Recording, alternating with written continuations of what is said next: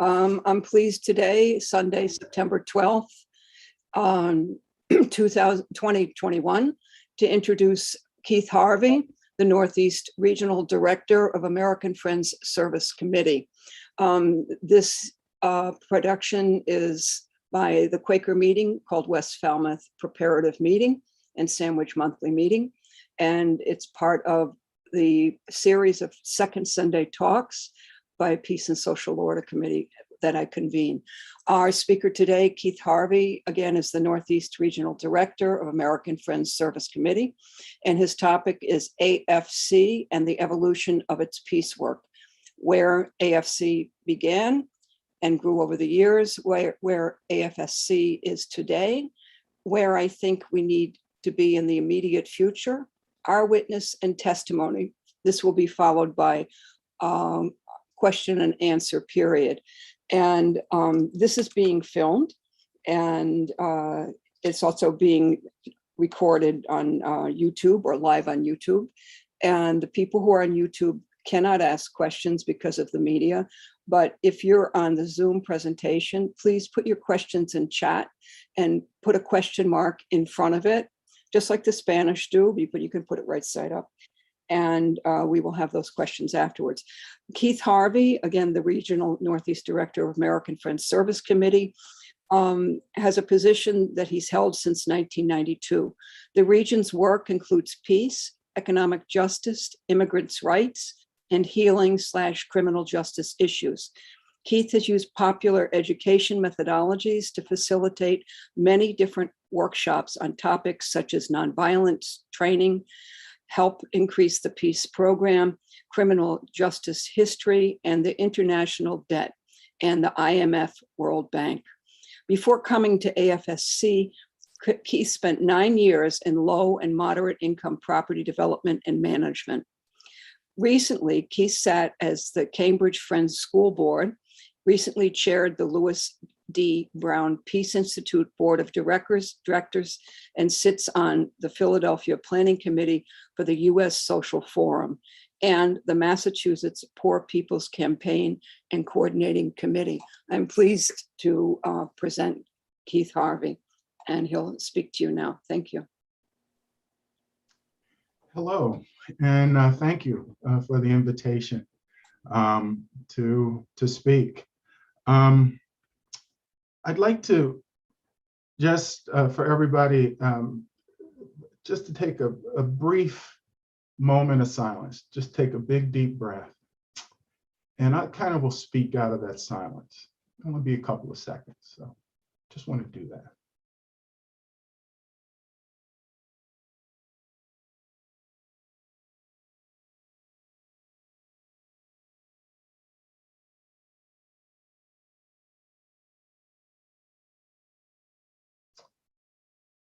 The Quaker Peace Testimony, quote, "We utterly deny all outward wars and strife and fightings with outward weapons for any end or under any pretense whatsoever. And this is our testimony to the whole world.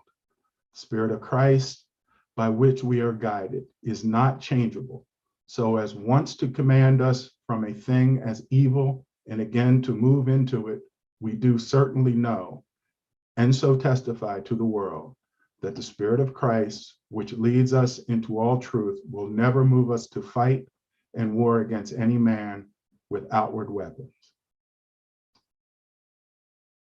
That's sort of that base that I came into this work. And it's interesting because Erica, when she reached out to me, you know, this is the service committee, and I'm thinking, I mean, I'm 29 years in as of November working with the service committee. But it even goes further back than that. I grew up in the service committee. My father has been part of it. So when I was 4 and 5 years old, I was dragged to all these AFSC Quaker meetings all my life. So it's sort of part of me. And Erica said, you know, it's the service committee, but she mentioned something about, we want to hear your thoughts. what you're thinking. So I kind of put the two mesh together. And so just wanted to say a little bit about myself, a little bit about the influence that I've had as I begin this conversation. I'm going to present because I started writing all my thoughts down and it was all over the place for a little bit.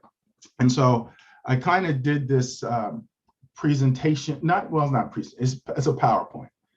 And it kind of is going to guide me so I don't go off too far. But I will share it and work my way through and just to open up sort of the conversation of where I'm going with sort of my talk today. So let me start. And if folks can just give me a thumbs up once they can see it, if it pops up on your screen. Good, got a thumbs up there. And I will start the slideshow. And let me forewarn you all. You know, when you learn something new, it tends to, I discovered animation in this thing. So there'll be a couple of slides where I go a little crazy, but you know, so just bear with me a little bit. So anyway, when I'm thinking about this, I'm thinking of friends. That's capital F, little s. Our peace witness, and just some of my thoughts over the years, especially working with the service committee. So do a little bit of the history, talk about some of our relationships, programs, you know, with the committees and things. The testimony and how deep that testimony is, and where our efforts for peace must be concentrated in these days and times. So service committee was started, came about as a result of World War I. And the interesting thing is that friends, and this is important, were working and doing sort of relief efforts in the war early on, mostly the British friends. And service committee really didn't come about. And that was, you know, the World War I started in 1914. And so 1917 is when the service committee was created. And it's interesting as I look through the histories that it was 1917 that the United States entered that war. And so what was happening was that all of these young men and even women were kind of caught up in very many ways in that patriotic thing that we have to do something. And the service committee came about to provide that alternative service, to provide a way where that energy could go and hold on to that faith, you know, that peace testimony. And so folks were sent overseas and they were doing relief work. Now it's interesting, one of our, the former president of Earlham, Paul Lacey, a mentor, I mean, may he rest in peace. He did this writing and we often had a conversation together. And he was like, you know, when service committee was first started, he was like, it wasn't just relief and reconstruction. He mentioned that, and it was this piece called Love and Brotherhood. And I'm going to read it to you real quick, because it kind of is the foundation of that healing place. And it says, the tools for community healing was, quote, but our mission is never confined to feeding the hungry, clothing the naked, and building shelters for the homeless. We aim always to restore faith in the significance of life. Food is the first thing, of course, but with it, there comes a warm touch of love, friendliness, and something intangible begins to operate in these young minds. And what happened was these young men and women who went overseas came back, and there was something that was moved that happened during those relief efforts in World War I. And And they came back and said, you know, this thing, these conflicts, all these wars, and there was a lot of conflict leading up to World War I. That friends began to say, you know, we got to deal with this and think about the root causes of these wars that are happening. And so what happened was folks came back home and they were like, after the war, and they were like, you know, we need to stay and continue to think about and to have opportunities for folks to really work on these issues, to continue to meet those needs. And so these regional offices started opening up across the country. And so, you know, actually the New England was one of the first ones to open. I think it actually was the first one to open, downtown Boston, because friends were like, look, we want to stay into this, we want to be active, and we want to be able to move forward. And so, you know, these things all happened and it continued. And those efforts happened through World War II. And so through that, there was these relief and reconstruction. But one thing that began to happen was that these internment camps started popping up, the Japanese internment camps. And friends reached out. They did the relief, you know, they provided food, they provided clothing there and stuff. But there was this relationship building thing that happened. And the relationship is the foundation of sort of that peace work. It's really reaching out with those relationships that happen. You know, there's this Nobel Peace Prize, and let me stop because I'm going to tell a little story about the Nobel Peace Prize. Is that you know, the friends got the Nobel Peace Prize, and it's sometimes you hear that, oh, you know, American Friends Service Committee and Friends Service Committee, Britain, you know, Britain yearly meeting, Friends Service Committee got the Nobel Peace Prize.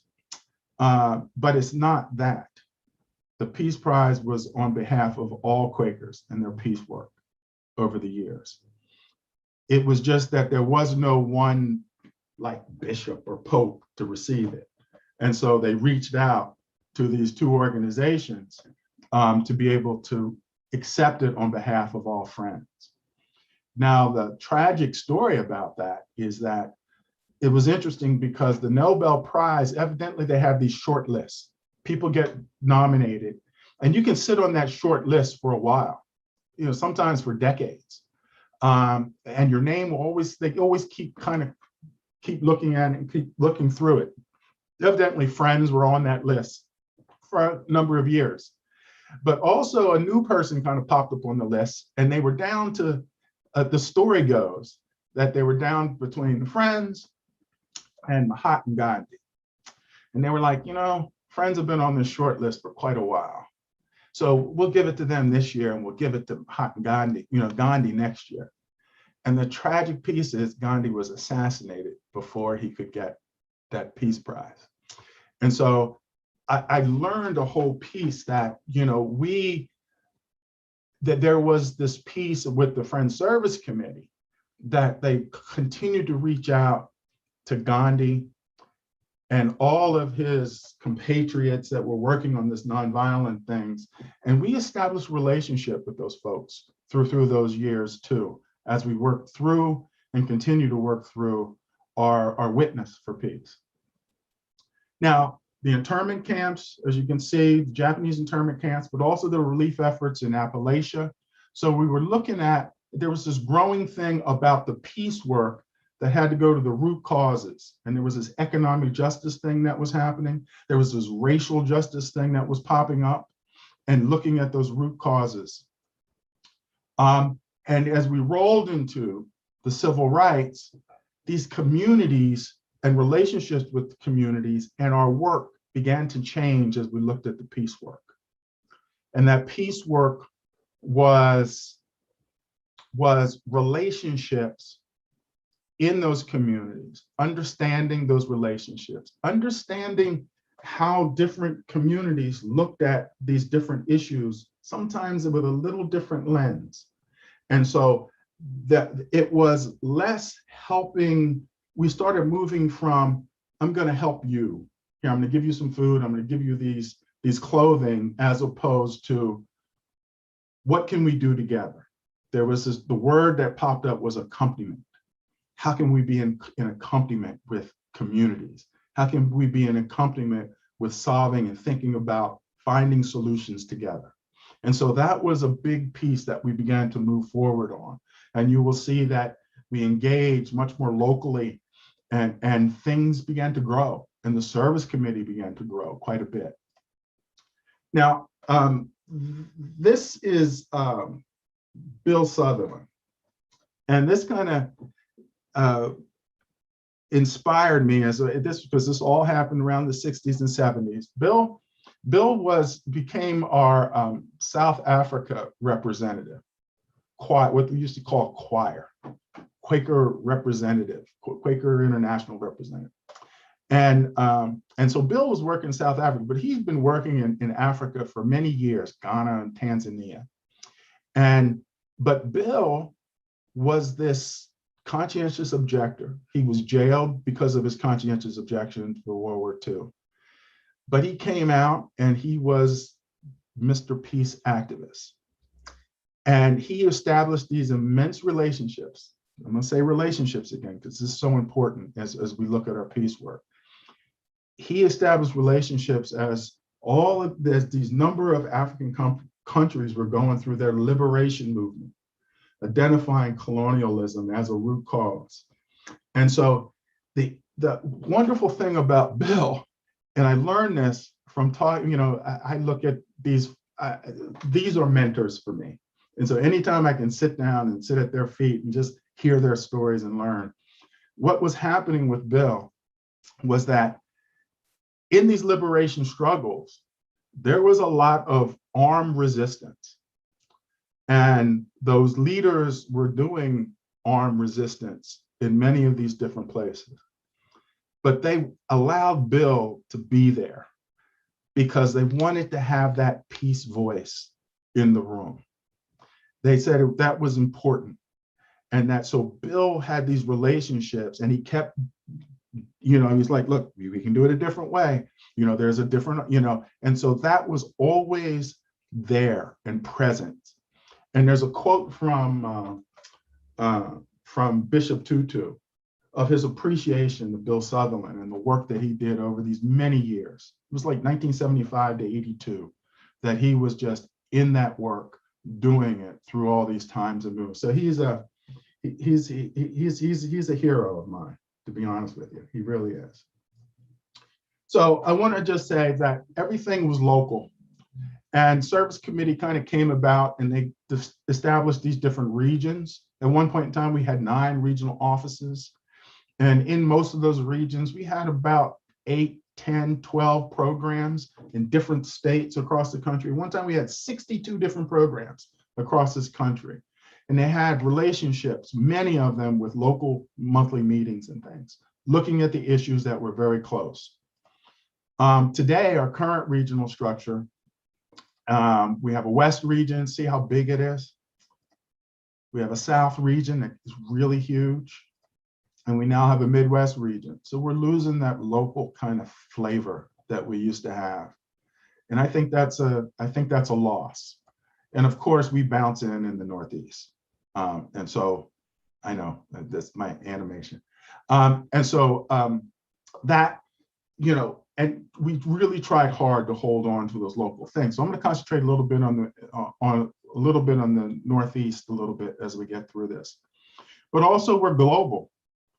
We have amazing people in program working in Africa, Asia, Latin America, and the Middle East. And we take those learnings and those relationships back to us as we look at what we can do to be able to enhance peace efforts across the world, especially the effect that the United States has on the world and how things happen economically, and just our military and how that all plays in. So our peace, when we think about peace work, when I first came into the peace work, I thought it was anti-war. I thought it was all about the military and the loss that folks have with regard to the military. This is Michael McConnell. This was part of our, what we called our eyes wide open.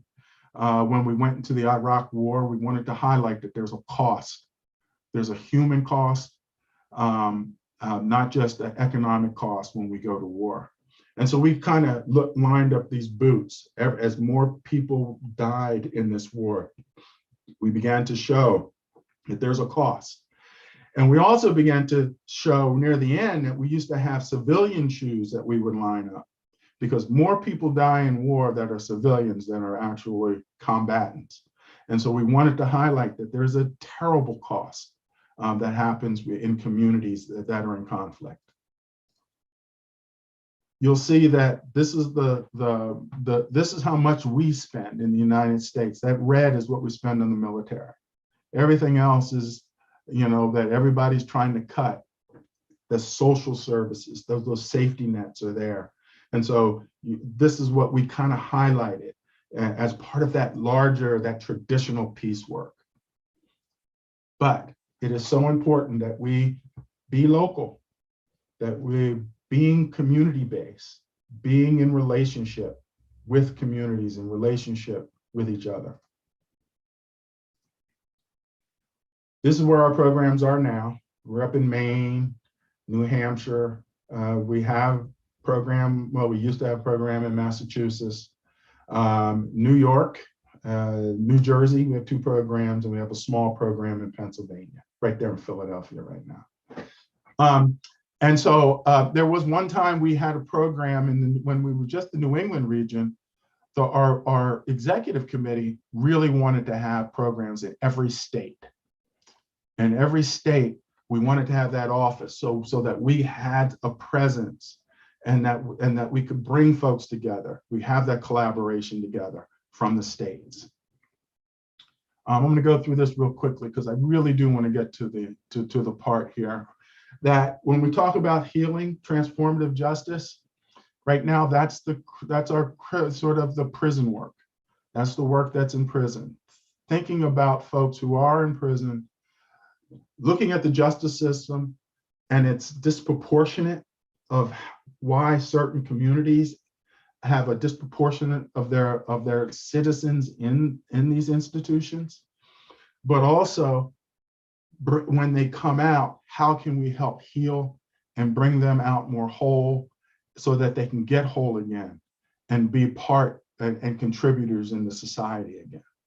And so part of that is Prison Watch, Hope Lives for Lifers. We're thinking of the lifers and how they can get through, and the youth work, thinking about the system, the systematic piece of things. Our New Hampshire program, this is old school. This is New England. New Hampshire is a multi-issue program. They do the criminal justice work, they do immigration work, they do economic justice work, racial justice work. It's a multi-issue there. Our program, gratefully, is a hub for all the progressive folks in the state of New Hampshire. When big things happen, when the Iraq War happened, our office was inundated with other organizations coming to friends going, what are you all thinking? What are you all planning to do? How can we be partners? And so that is a difference from doing sort of the program work of doing healing justice work, as opposed to AFSC in New Hampshire, bringing the whole of AFSC in New Hampshire. People come to that office and they can learn about what's going on. They get resources, get guided to, okay, you want to learn a little bit more about what's going on in Africa. We have folks in Africa. Here's a resource, here's a contact. And so that's sort of that kind of office that's there. Then we have the Wabanaki program. This is the last program that we have working with Indigenous communities. And this is where some of those learnings really happen that are taking us into the future, sort of the 7th-generation piece. It has been a constant from our colleagues in the Passamaquoddy community, Penobscot, Micmac, Maliseet, because this program is up in Maine, of the land and our responsibility for caretaking the land. And so this is something that this program has been constantly bringing up, and that, but also as part of this program work, they work in criminal justice because the disproportionate of their communities ends up in jail and in prison. Decolonization, huge piece of work that we do up there, understanding the effect that the colonization of this country had on Native people, and that the alliances with faith communities there is so important with that work. And so all this work has played into where we're going. Our immigrant rights program kind of all grew from the very beginnings of the service committee, which used to be called refugees. We had concern with refugees and to be able to feed, clothe, help. But that has grown into our immigrant rights program. And so that we're looking at immigration. Why is the immigration? What are the root causes of it? Oftentimes it's violence. Oftentimes it's economic pieces. It's agriculture. It's the environment pieces that force immigration. How can we help with that and the effect on countries and communities? And so you'll see, I have a whole bunch of pictures here. Actually, this picture always gets to me when we look at our immigration, where this young child said, "Which half of me will you deport?" That always, I get a lump in my throat. But also during COVID, we went back to our roots. We had, folks were bound sometimes, and we tried to begin some of this feeding thing and providing for these different communities that we have relationships with now. And so that has happened in our immigrant communities. This is up in Sabayak, Pleasant Point, Native American Penobscot, Passamaquoddy community. That they were feeding the elderly who couldn't get out because of COVID and things. And then finally, there's Religious Society of Friends. And when I first came in to this position, it's interesting because Rua Swinerfield, Rua came to me the very first yearly meeting I attended. I think it might have been in Bowdoin College. I'm not too sure where it was, but she tracked me down. She tackled me and was like, "Keith, the environment, we need to be working on this stuff. There's this thing that's happening in the world, and we need to be part of it." And she stayed on me every yearly meeting. She would call and she was like, "Service committee needs to be about this." And so if you look at just my responsibilities, it's to be able to bring some of the program and activities to friends at yearly meeting, to local meetings, but also not just to bring what the program work and what we're doing. My job is to listen and listen to the leadings that are happening from Quakers and friends. And so that's part of what I need to do. And so you'll see that we come together oftentimes. This is at yearly meeting up in Vermont, Castleton, where we often come together and look and talk about that, have that exchange oftentimes. But also we have our committee where many friends sit on our executive committee. And I had to find this picture because you'll see some West Falmouth members around this table too. I don't know if you noticed, but I think Carolyn and Larry are around the table. So we were in Philadelphia as part of the corporation meetings. And so there's an exchange here too that we often have that brings all of those yearly meeting representatives from across the country together to hear and learn and listen to each other as we go forward. And so right now, the service committee has three big, huge goals. We did this whole strategic plan and thing. And so we have these big, huge goal areas: just sustainable peace, just economies, and just forced displacement and migration. And so these are these goal buckets that our work is going to be kind of, I would say 80–90% of the work of the service committee is going to fall into these areas. Sometimes they're going to fall in two areas, sometimes in 3 areas. When you look at our New Hampshire program, they're working all 3 of these areas. But there's programs like in New York, in New Jersey, that just does immigration, working with immigrant communities, providing legal services, providing advocacy. But also, and this is where I think the service committee needs to go, and it's around the cross-cutting intersectional goals and issues. So one of the goals is youth. The second goal is gender justice. So within all those previous goals that I mentioned, just sustainable peace, the migration goal, the just economy goal, there's work with youth in all of those goals. There's work in the gender justice, understanding those things in all of those goals. But the most important one for me, and where I think the service committee really needs to put some effort and resources in, and I'm going to bounce this one in, that's the climate and environmental. It is part of the peace work. I see it as the peace work. And so right now, I'm going to stop this share. I'll come back to this though. I'm going to stop this share because I want to share something a little bit differently to you all, because this struck me that I think is really important as I'm thinking about peace work and what I just mentioned about the climate and justice work. Now, give me a thumbs up if y'all can see this, the globe. People see it? Okay, great, thank you. And so this is a New York Times Magazine piece that came, somebody sent this to me, and was like, Keith, this is something that's really important that you need to know. And so what you'll see is, as of today, about 1% of the world is in a barely livable hot zone.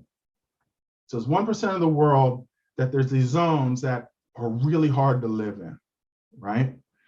And so you will see them in the red, okay? That's sort of where, and I will try to stop it, that about 1% of the world right now has these unlivable hot zones. When we get to, and you'll see it here, about 2070, that portion will go up to 19%, right? And so this is what the world, let me keep clicking, and this is what the world will look like in those hot zones in the next 50 years, right? So about 19% now. This is what it's going to change into in the next, 50 years. That means billions of people who call this land their home, it's going to be too hot to live. And that, I got this, and I'm like, I got to move the service committee and our resources to do something more powerful than what we're doing. Just like in World War I, where we said that this is so important. The world is at war. We need to be able to put our resources to it. We need to bring the world together to think about peace, nonviolent solutions when we're in conflict. This is where we need to bring the world together. with regard to the climate and the environmental piece where we are. This is the war. And part of that, I think, for me, is that we need to take a look at our military budget. Do you remember that big thing that Joe was holding up? That we need, if that is for if that's for our security, when we think of the military, we think of security in the whole bit, then our security needs to be, those funds need to go to addressing this. And there's a racial, there's a class component to that too. When that globe was spinning around and you saw where those hot zones were, they were in the global south. They were at that equator and south. And so many of those communities are communities of color. And so those are some of the things that we have to think about as we think about solutions together.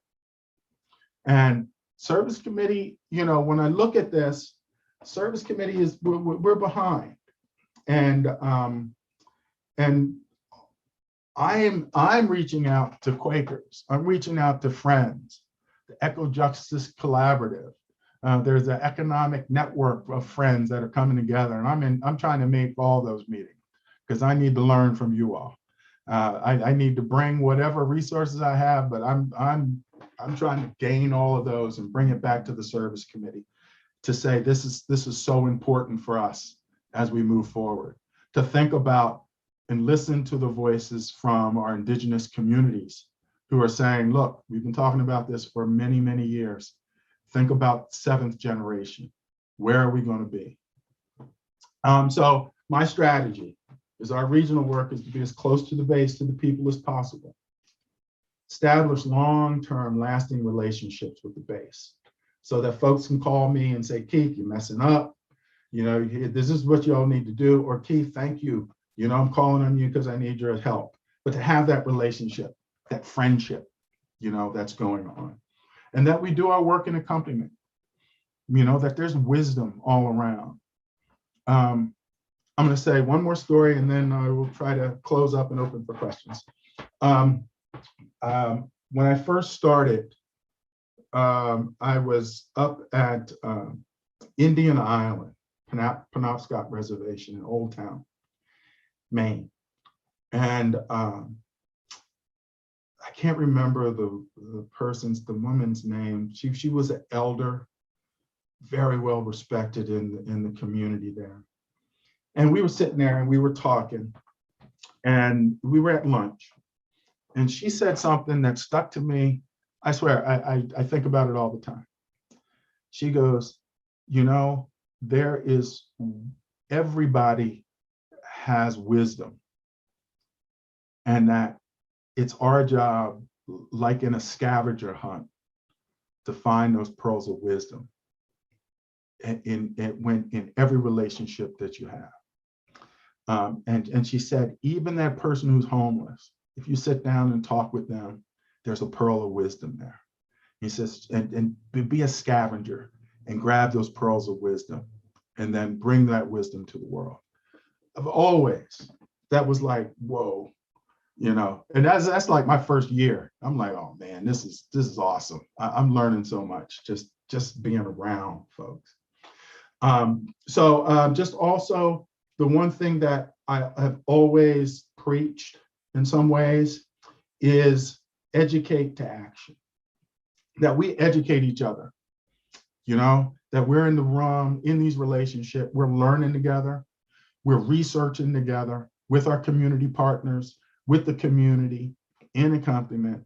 And then once we understand things together, then we can take action. And so those are some of the things that is part of how I see the work of the Service Committee, how I see my personal work moving forward. And so wrapping it up, talk a little bit about the history, peace work, how it evolved, some of the community programs and committees. I talked a little bit about the peace work and what we must be doing and joining these movements in the future. Because, there is, let me say this, there's an environmental movement now. There's a climate change movement. And I think the peace movement and I think these two movements need to come together, that we can support each other around different things. Because the migration that will happen because of climate change, the conflicts that are going to happen because of its effect on our agricultural and our food. And I could do a whole nother 2 hours just on water. Water is going to be a growing issue. It's going to be like oil soon in some ways. And so those are some of the things that I'm bringing up and saying this is where we are. And here's some pictures. I just have some pictures of different folks out there in the work doing it, in community, with friends, with different communities, just doing our piece.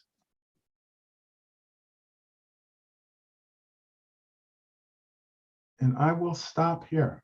So I hope I didn't go too long. And I'm here for questions.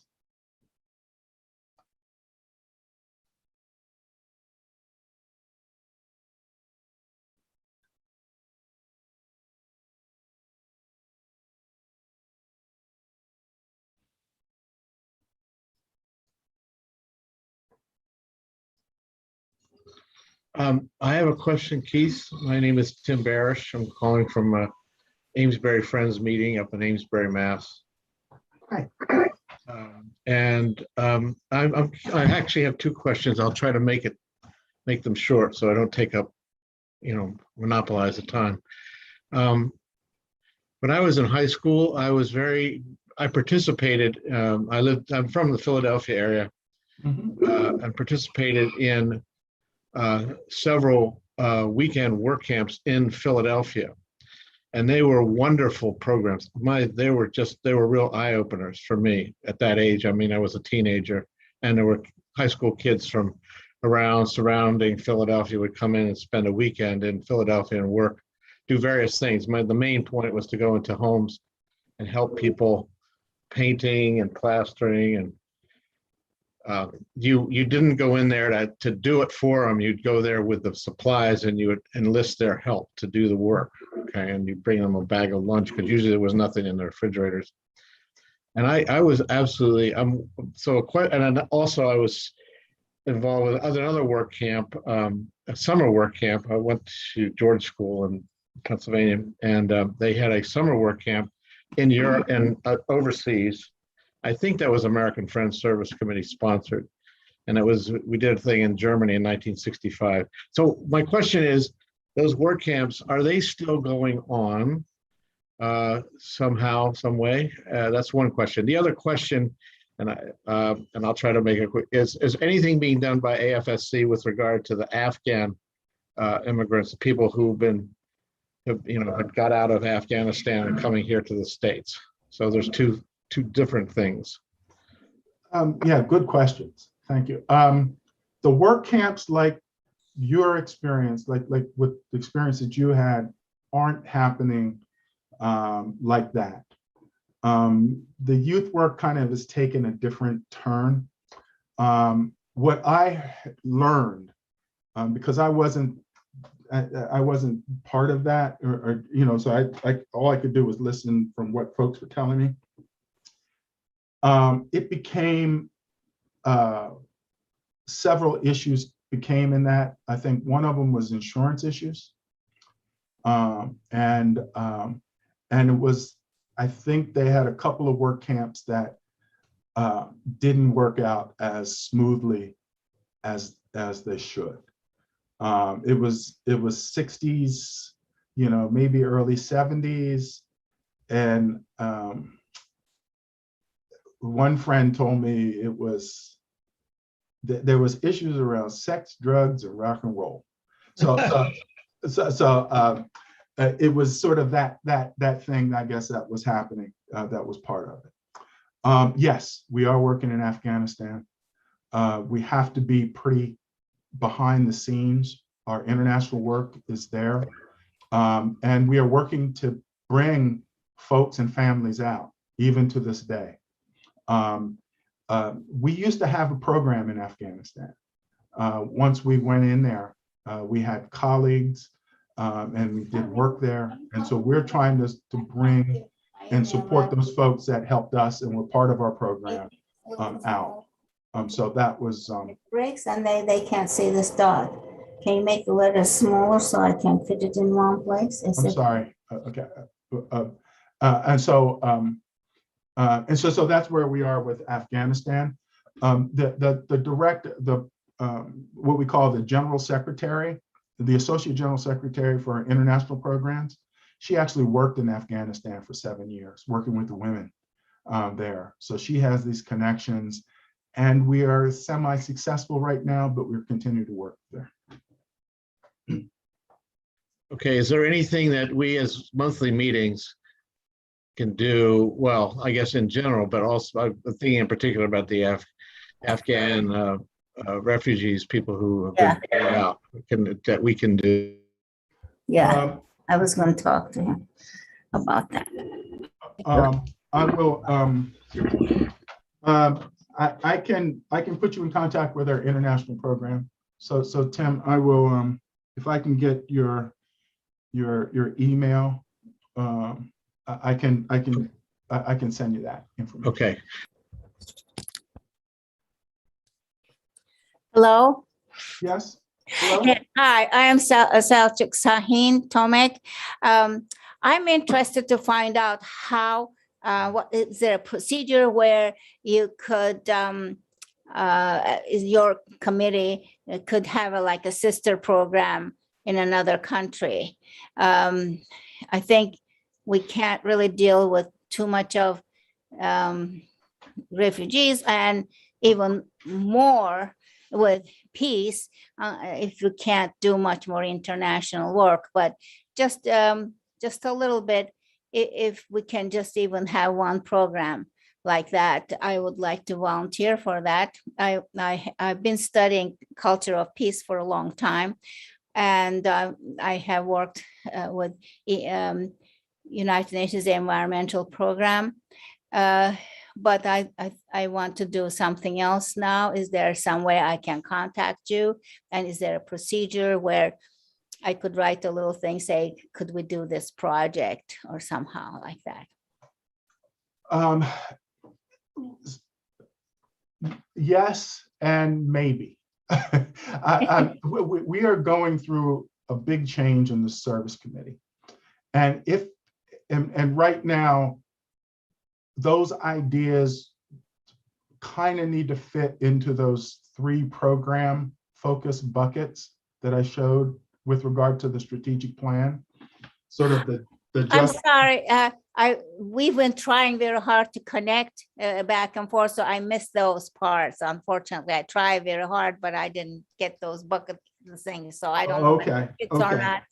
Well, I tell you what, if somebody can forward me your email, I will try to get back in contact with you to be able to see what we can do.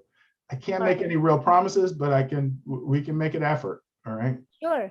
Thank you. Sure. I can just write it into the chat, I suppose. You can do that too. Yeah. Fran Lightsome in the chat asks, if relationship is the foundation for peace work, what is the foundation for climate/environmental work? For me, it's education. It's that last slide that I put. It's education to action. It's bringing more communities into the work, finding those solutions together, and then moving on them. Some of it's going to be political. I mean, some of it's going to be active. May have to go out in the streets and to be able to say, look, we can't wait any longer. But there's an education to action piece that we need to take, and we need to move very quickly on. And we you know, there was a piece of our work that really focused me, and this is about 10, 12 years ago, that it was peace writ large. And I was like, what does that all mean?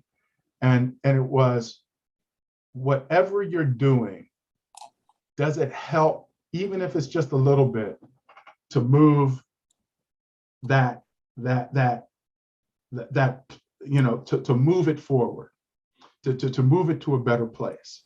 There's a number of organizations. We're not the only one by any means. There are hundreds of organizations who have this same concern on their mind. One of the strengths of the service committee is our convening power. It's amazing the respect that Friends have around the world and with other organizations, that when we kind of call folks together, they actually show up. And I kind of saw that. I'm sorry, I tell stories sometimes. But there was, when I first, it was like my second, third year, we were thinking about economic justice. We were talking about democratizing the global economy, actually. And we said, let's just have these brown bag lunches at the Cambridge office. And we'll just reach out to people and have people come in, bring a sandwich, and we just sit around and talk for an hour or two and just have this engagement and just have this back and forth.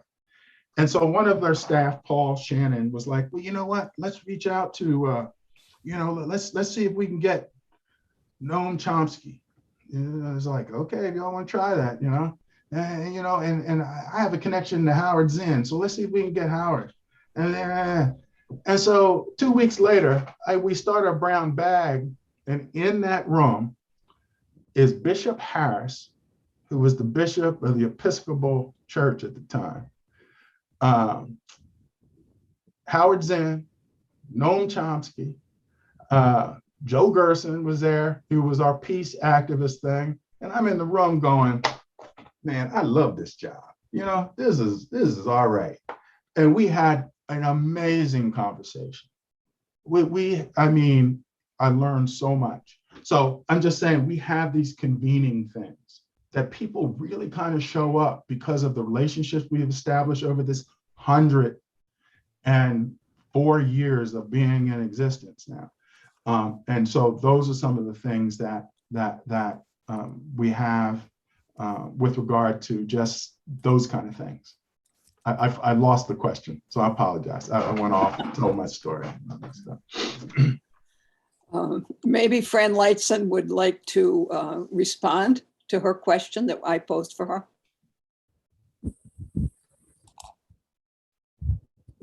My question was answered. Thank you very much, Keith. Oh, okay, thank you. Okay. Anybody else have a question? I'm Kathy Miles Grant from Hanover meeting. Mm-hmm.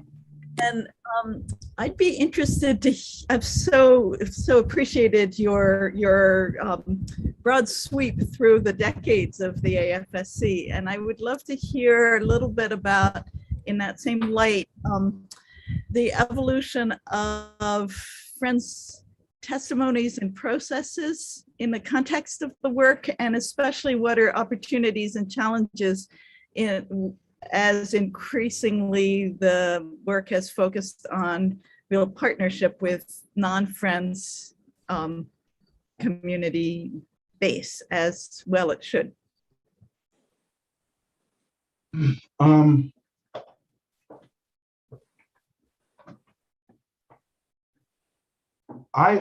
I call the service committee the grand experiment.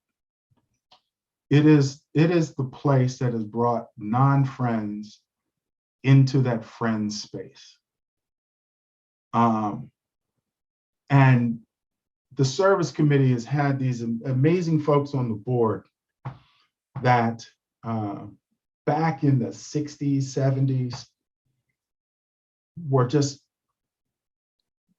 that they thought ahead, that their discernment was so deep in some ways, because the relationships that we built in the 50s and 60s, looking at the communities of color, what was happening in the African American community, what was happening in the Native communities, what was happening in the Latin American communities, and those, what was happening there, some of the conflicts and tensions that were happening there, and looking at the piecework and understanding that there was a different lens that the folks on the board at that time needed to engage with and to learn from.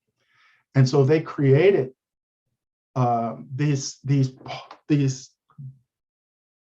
pieces, these groupings of folks came together within the service committee. Third World Coalition, this coalition of folks of color from around, and they would meet just together to look at these different issues from a different perspective. Nationwide Women's Program, it was a gender program. They brought that together, and the women would come together, took leadership on so many of the programs and where things were. And then there was the affirmative action plan. Now you're saying, okay, affirmative action plan, that was sort of an administrative thing. Yeah, but it was like one of the first affirmative action plans ever created in this country was the service committee. And when I kind of was started, and that's what, because I first came on the service committee as an executive committee member in the mid 80s. And I remember one of the staff people saying, because they created like the affirmative action plan in the very end of the 70s, very early 80s maybe. And I remember one of the staff people going, we get calls all the time, Keith, of people wanting to get a copy of our plan. Because it addressed things that were so fundamental. It addressed the composition of committees around the country. It addressed who we did business with. There was an economic component to it, and that we needed to look at just not going to the staples, but look at the local and folks who are women and minority businesses that we should be spending our money on instead of to the big things. It was looking at so many different things. It's looking programmatically. And so all of these groupings had direct, and this was the revolutionary piece, direct access to the board. There was no AA plan goes through HR. There was no, well, Third World Coalition goes through this committee, which then goes through this committee, then you can get to the board. The board wanted to have a direct contact. They wanted to learn. They wanted to be challenged. They wanted to be in an uncomfortable place. And so that was like revolution to me. And that's what is sort of in the ethos of the program, and it's still there in the service committee. And also because of those voices, because of those folks who came together, we started looking at institutional things. Where is the institutional places where there's economic disparities? Where is the institutional racism piece that's just embedded in so many of our businesses and organizations sometimes? And so those things started coming up, and we started looking at those in a real hard and serious way. So I hope I answered the question. Are there any other questions or anybody? Al Tomek? I have something to say. He mentioned ethos. In my third year in high school, third and fourth years in high school, I was a very active member of Ethos committee there, Ethos for Equality. Ethos for Equality, I very actively served on this board. That's awesome. Thank you, Al. Maybe it's a different ethos, but it was called Ethos for Equality. Leaders were Seti Warren and Thad Peterson. Seti became the mayor. Seti became Mayor of Newton. That's right. That's right. Sally has her hand up. Oh, okay. Rod? Did Rod leave? Or Sally? Sally wants to speak? Yes. Yes, please. Go ahead, Sally. Keith, when you look at our total global budget, can you tell us approximately how much of our resources, people and money, are used domestically as contrasted with overseas? Within the service committee, it's about 60-40%, 60% in domestically, 40% overseas. Thank you. Thank you very much. Mhm. Rod, I see you trying to speak. You're on mute.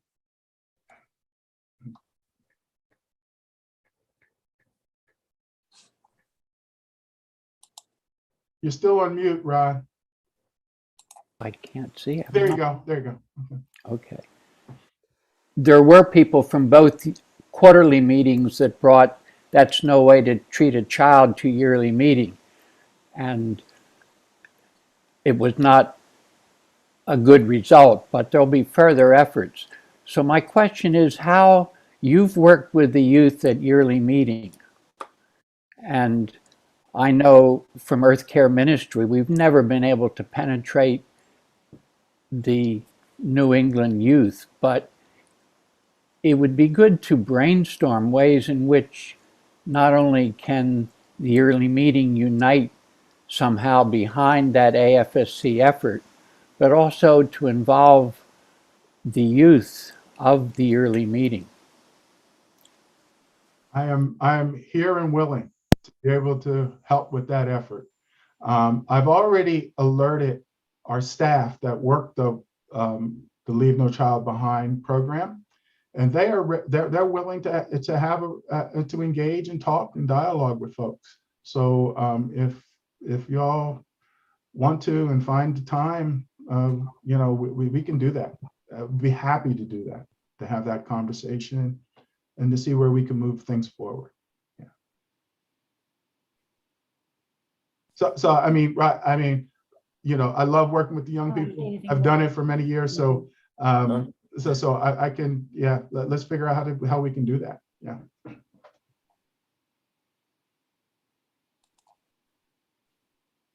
And Sally? Fritz?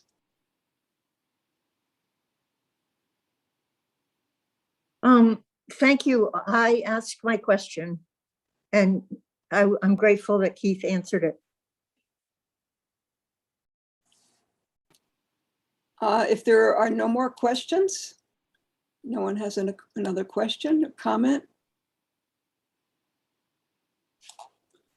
It's about 1 o'clock. I would like to just say I'm grateful to be here with you all and to hear Keith and to have had the honor of working with Keith's father when I was a younger person.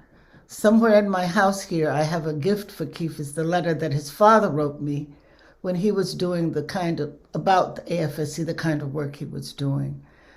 These are difficult times, and I'm sitting on another organization's Zoom at the same time. They said they could hear us talking. I said, but we're hosting Keith. So we're passing the word around. These people are in Atlanta and they're Quakers and Colorado. And it's just, this is the world we live in now, this Zoom world. So I am thankful and truly grateful to be in this meeting, which is aware and seeking and seeking. I love you, and I hope we can do and be more in our own community, Keith, with AFSC, because it was community-based, and we certainly are interested in some kind of connection we used to have, which I think Sally knows, with youth. Mm-hmm. And today we have our own family member going to Spain who was with CUNO's summer camp, and that's Ella Davidson. She leaves this afternoon for Spain. So we're very proud, not to be proud Quakers, but grateful. And we try to witness where we can, as small and humble as we are. And with that, I pass with God's blessings to all of you. Thank you. Thank you, Carolyn. Sweet. Thank you. So thank you so much, Keith. This was absolutely wonderful. And I have lots of questions. Oh, there's Carlota Duarte from Chiapas, Mexico. Unmute. There we go. Oh, thank you. I'm just very pleased to have heard all this about this wonderful work, the overview, as well as the concerns and the questions. And I have not, I've attended a few Quaker meetings, friends meetings, but we did have in my work, I work with Indigenous people in Chiapas, Mexico. And we did have a volunteer. I'm not sure if she was formally, whatever the term would be, registered or commissioned by the American Friends Service Committee, but she was from California, I believe. And she was to have done some other kind of work in Mexico and was staying at the hospitality house in Mexico City, where I and my staff, Indigenous people staff members, had stayed a couple of times for various activities we had in Mexico City. And when she arrived, something had happened regarding the project she was to have been involved with. And because the people at the house knew about us, they suggested that she might inquire of us. So she did, and she came. And her story was a very special one, and I think speaks of all that's been said today and the potential of all of us to make our lives one thing, our personal lives and our lives in collaboration with others. She had spent a good piece of her childhood in one of the Japanese internment camps in California. And she was a teen when she had learned about an opportunity. I think she was, I don't quite remember the details, but she was able, curiously, through a brother who had not been interned. I think he must have been older, and I don't know, maybe his work was deemed acceptable to the US government. But she learned about, through him, and was able to get nurses training. They needed nurses because of the World War. And so she had that kind of experience, direct experience herself, and then her life was given to serving others through nursing, and then in retirement, other opportunities. So she spent a good piece of time with us, and she was, I think, 72 or 3 when she came. And it was extremely enriching for our staff to learn about her history, the history of oppression and discrimination, of course, and the history of oppression and discrimination of Native peoples, Indigenous peoples. And it was a wonderful, wonderful kind of dialogue with her and the staff, and she was an enormous help to us. And because the staff had stayed previously at the Friends house in Mexico City, it was a whole wonderfully enriching experience for all of us on all sorts of levels. So I just wanted to share that kind of personal experience I've had and my appreciation of that, and being able to be part of the exchange and listening today to the very good work that the American Friends Service Committee has done. So I thank you. Thank you, Carlotta. Carlotta Duarte will be our next speaker at Peace and Social Order. I think it's on the 10th of October, the second Sunday of October. And she founded and directed the Chiapas Photography Project that gives Maya the tools of photography to do whatever they want, basically. And she's a sister of the Society of Sacred Heart and an artist. Okay. So if there are no more questions, because I have probably enough to go for an hour, and I'll email Keith on that. I would just, again, thank everybody who attended for being here, and thank very much Keith Harvey for his great presentation.